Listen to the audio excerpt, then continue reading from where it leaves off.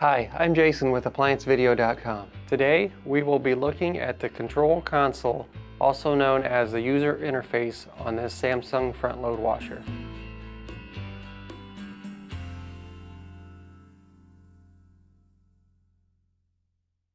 Stop. Before beginning any repair, be sure to always disconnect the power to the appliance. It is also recommended to test the outlet for proper voltage. Remember to also turn off the water. Some indications of a faulty user interface would be unresponsive buttons or communication error codes. Click on the link below to view this repair video. ApplianceVideo.com guides you step by step, giving you the confidence to avoid recalls and callbacks, also saving time on repairs. Whether you're up against an uncommon repair or the latest appliance on the market, our videos have been created with you in mind.